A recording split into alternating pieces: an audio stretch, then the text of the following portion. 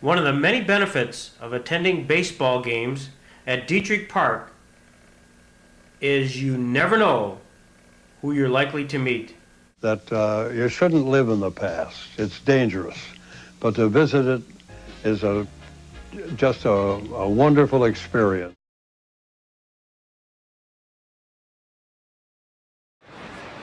0-2 on the way. Fastball, rip foul, and down goes DiSarcina. You know he's going to get crushed in the dugout.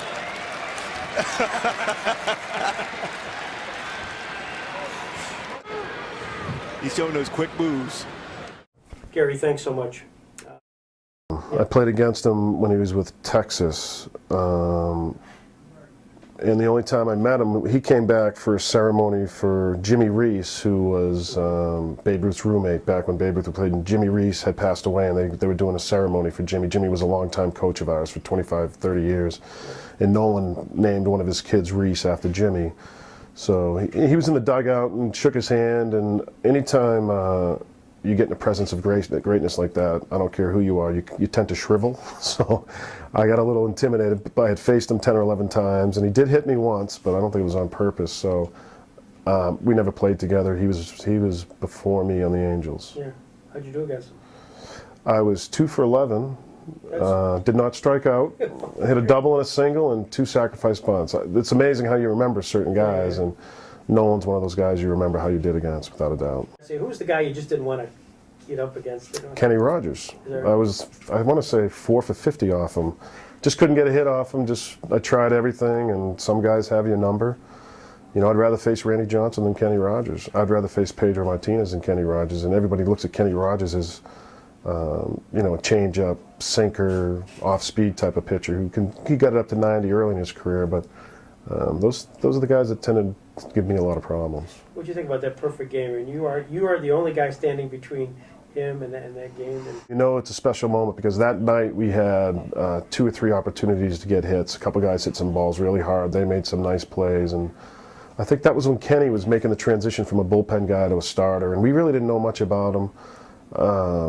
It was there's special nights where it's just that guy's night or that kid's night, and that was his night. I remember getting in the box and just thinking, you know, be selective and put a good swing on the ball. You know, don't get yourself out or don't strike out. I didn't want to strike out.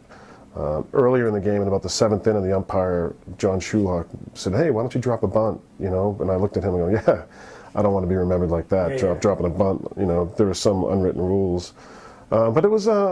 I look back on it now, you know, Kenny and I are cordial friends now. You know, if we run into each other, we talk, and we'll always have that bond of, you know, me making the last out in this perfect game. And DiSarcina has never had a hit off Rogers, hitless in 16 at-bats.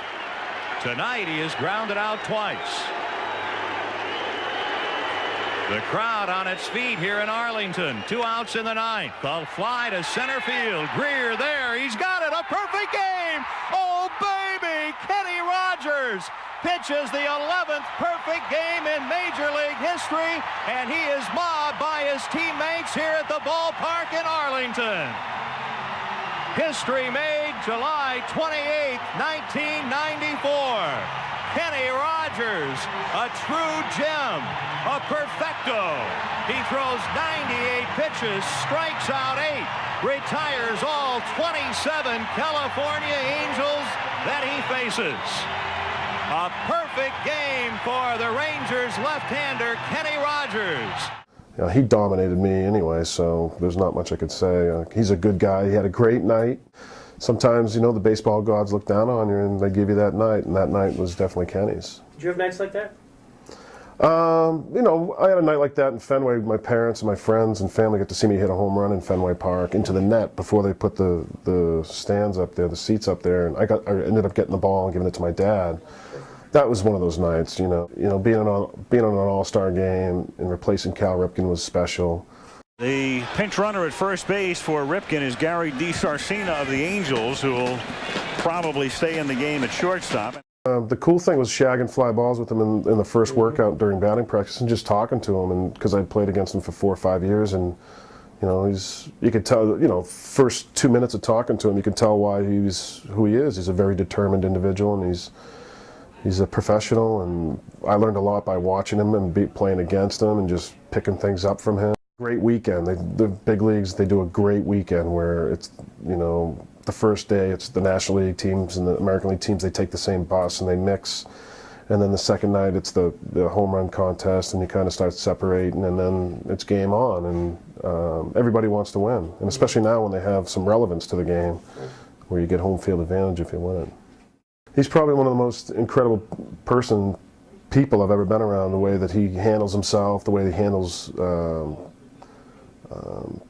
obligations, the way that he handles his, you know, I would never call it a disability, because if you spend 2 minutes with him, it's not a disability. Right. You know, playing behind him, I caught myself the very first time just watching him, just to see how he did his thing, and just I just marveled at it. And then when you get to be around him and get to know him, you find out that he's an unbelievable human being, and the time that he gives to other people, and the way that he embraces his issue, and the way that he shares his issue. I know he does public speaking now, or he does motivational speaking, and just hearing his story, and I saw him hit in spring training, and you know, little things like him hitting a double off the wall in spring training. He doesn't have a handicap, and we never treated him that way. He never wanted to be treated that way, but he's a special guy. He's one of the guys that I look back that were inspirational to me throughout my career, and I always think, man, if he could be that determined to do his thing for so long, that special way, you know, on a hot day when you don't feel good, or you feel like your shoulder's sore, your legs are sore, you know, you just push through it. You just look at him, just watch him do his thing, and he pushes you to another level. You wore a number that was dedicated to one of your heroes. I wore 9, I wore 33 for a while, and then we got Eddie Murray came on our team, and one year I had 33, and I had to give, he was number 33, and he's a Hall of Famer, so I switched to 9, and if you're from Boston and you don't know Ted Williams, you're pretty much been living under a rock. And 33 because?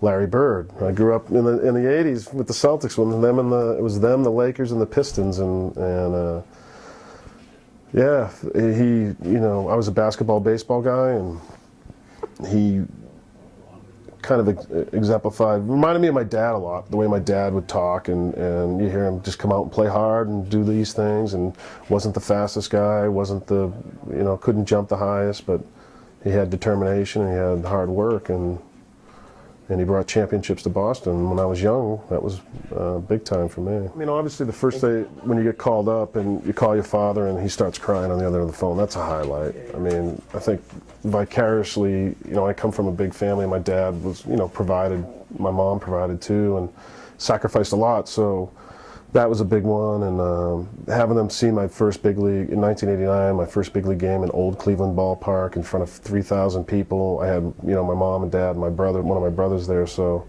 that was obviously a highlight. It couldn't have been, it could have been 80 million people there, or it could have just been 3 people. All I cared about was those 3 people got to see that day. That was exciting.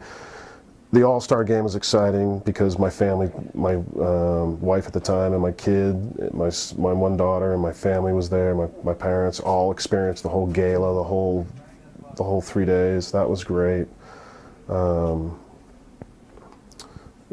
Throwing out the first pitch, I got asked to throw out the first pitch in 2002 against the Yankees when the Angels clinched the first series against them at home.